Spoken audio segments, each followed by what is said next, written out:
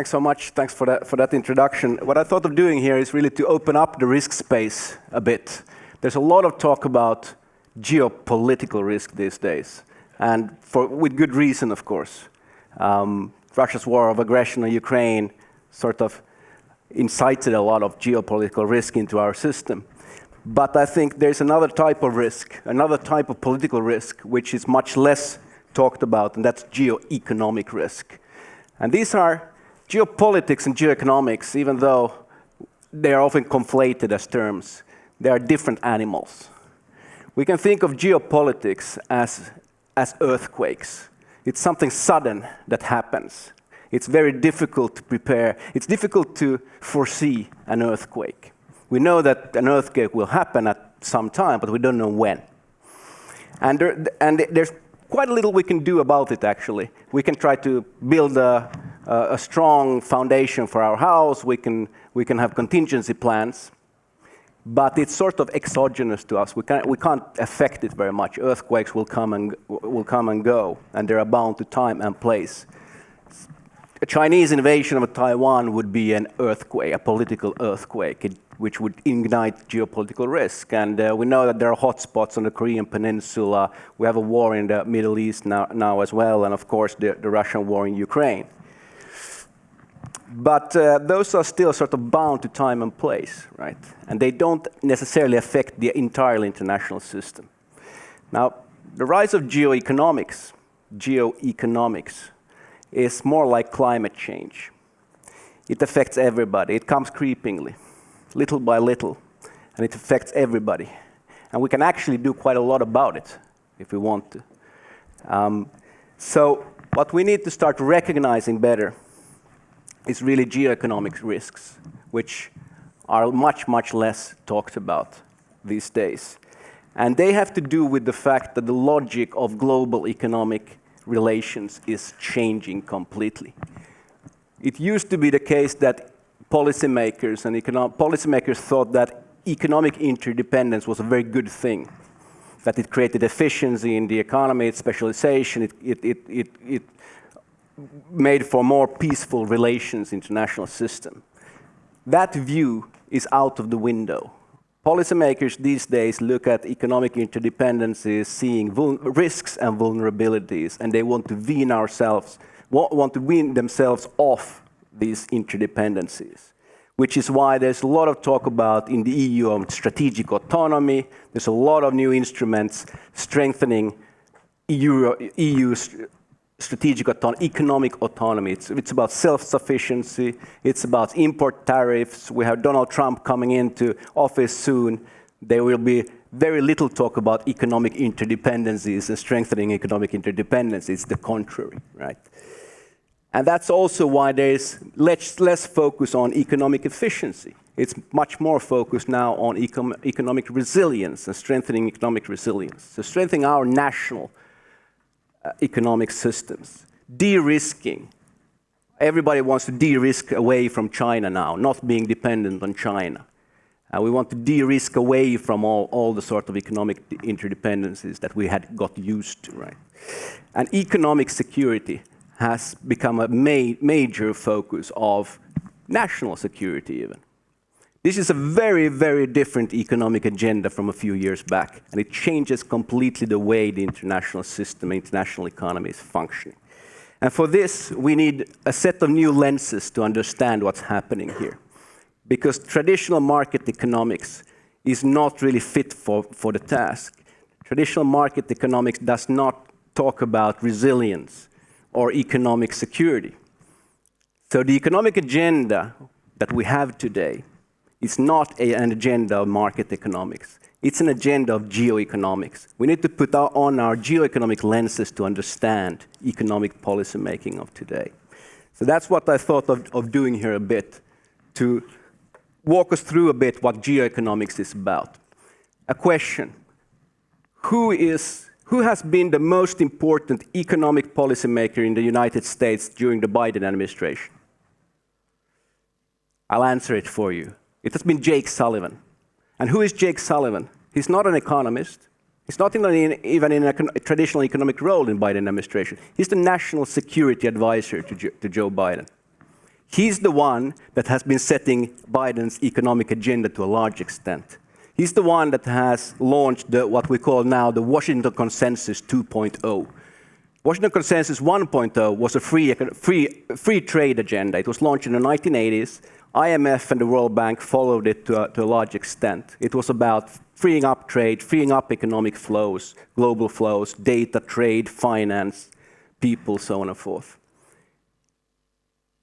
Jake Sullivan, in his speeches, has been launched sort of a completely different economic agenda, which is much more of a protectionist agenda during the Biden administration. And he's a national security advisor. It shows us how economics and security policy making, that used to be different spaces of policy making. I'm sure the former prime minister can testify to that. Economists and security policy makers didn't used to talk to each other. Now they're becoming enmeshed. A lot of economics is done with security interests in mind, and by security policymakers, actually.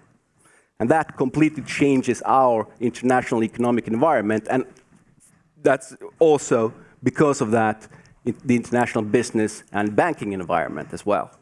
And that we see a lot, for instance, in the international economic organizations today. The WTO, the World Trade Organization, has stopped functioning, essentially. The US has opted out from the World Trade Organization because the sort of Jake Sullivan's agenda doesn't fly in the World Trade Organization. It's not accepted in it.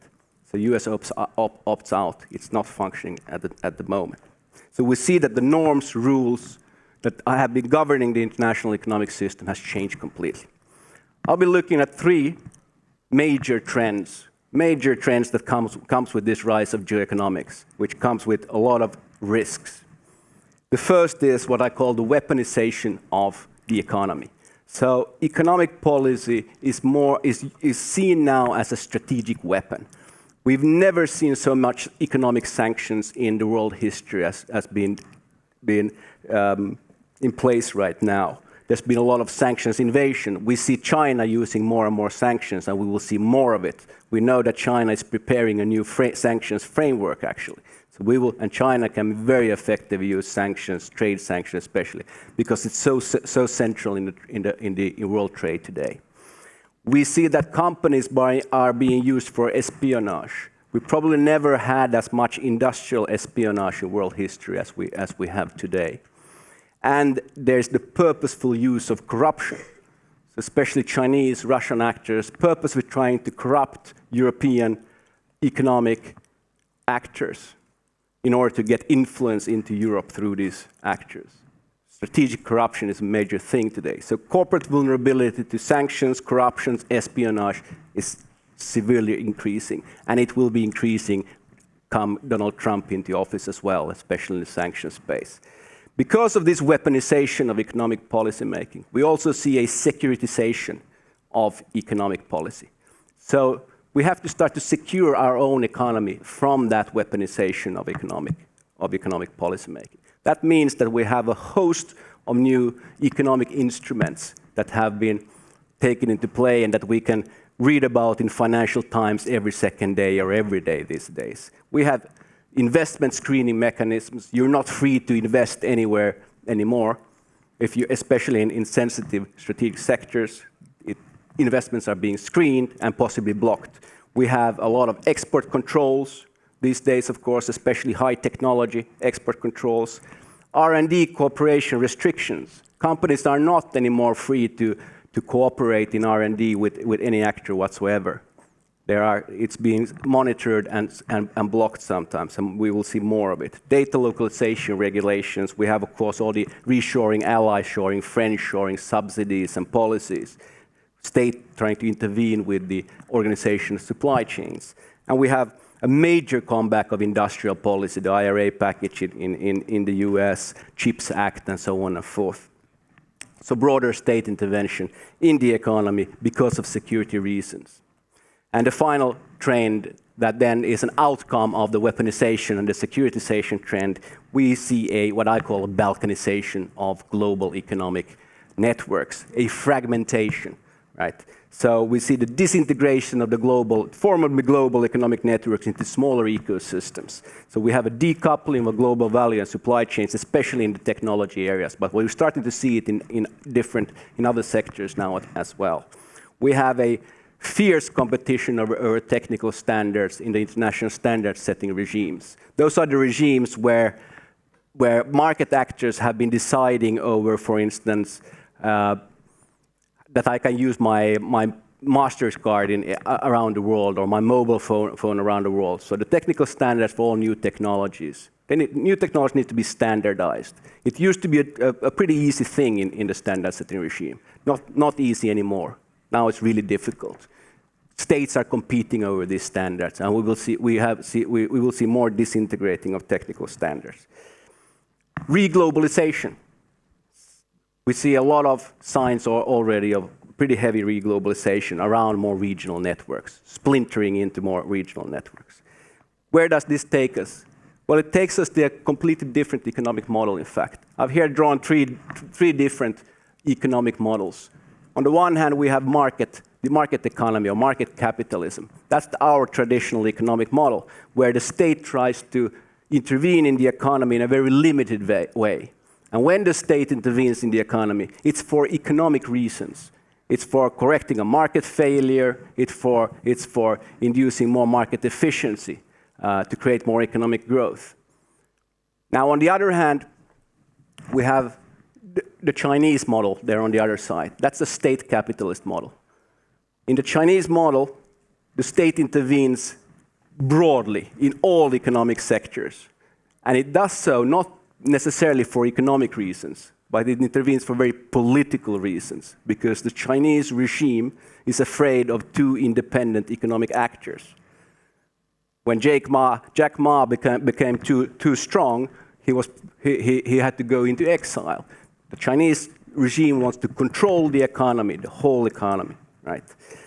Now, in Europe, in the US, we're not necessarily transforming from market capitalism into a Chinese type of state capitalism, but we're going to a model which is in between here, what I call strategic capitalism.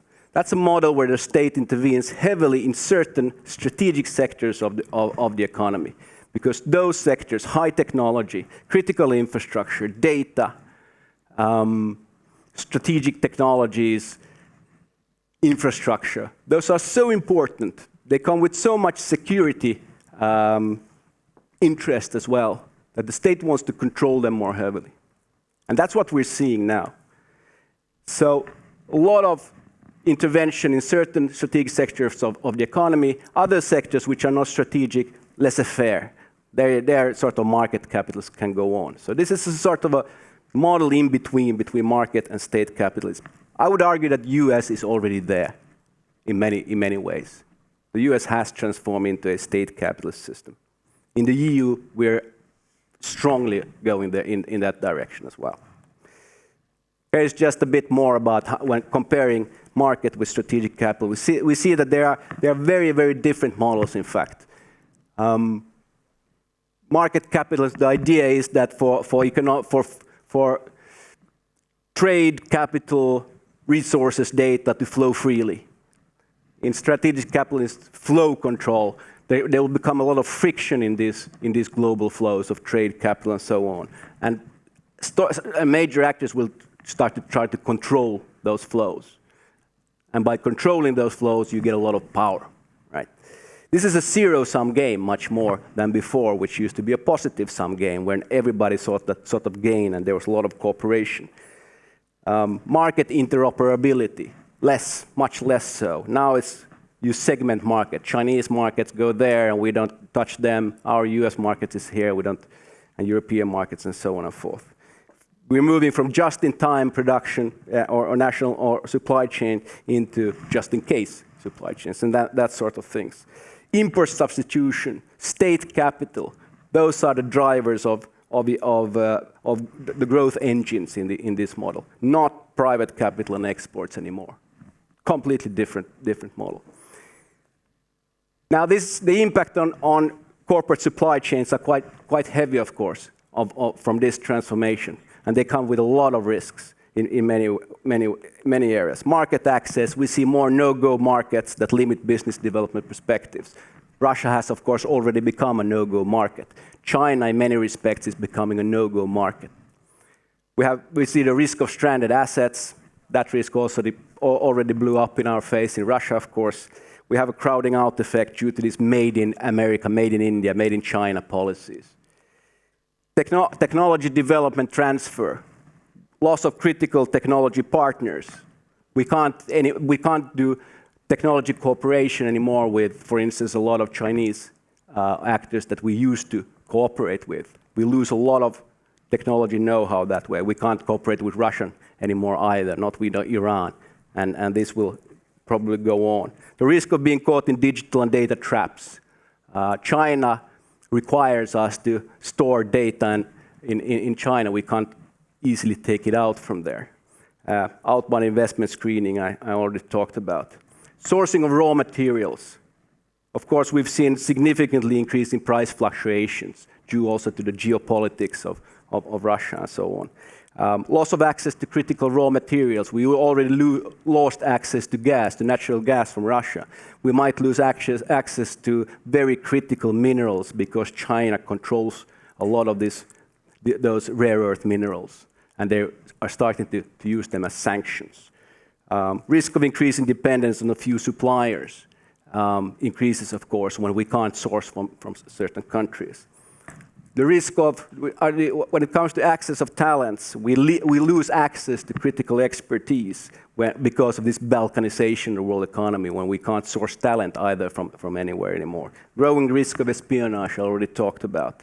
The risk of losing the sort of what I call a geoeconomic decapitation due to export license requirements. If I have an American company, if I'm a US citizen, I can't anymore put my American CFO into China because I need an export license requirement for it. Not easy anymore to have people moving around. Supply chain reorganization. There's a lot of the state wants to come and affect, of course, the supply chains these days to a heavy degree. That risks, of course, overburdening corporate capacities to some extent. Finally, a few thoughts on what are sort of the consequences then for corporate strategies. Supply chain management is no longer a purely corporate task. When it comes to these geoeconomic risks that goes with these trends that I was speaking about, we need to start to define them. We need to identify, define them, communicate how we're dealing with them. Sanctions vulnerability assessments and mitigation plans will need to be taken up. The relevance of investors originating from countries deemed critical. We have to be very careful from where we take investments and funding these days. It's not as before when we just could take it from anywhere. Criticality of technologies and products will shape our strategic leeway, and so on and forth. Corporate coping capacity is under a lot of strain these days. So I'll leave you with that bleak picture. This was about risks, not opportunities. Thank you very much, Mikael. Really interesting.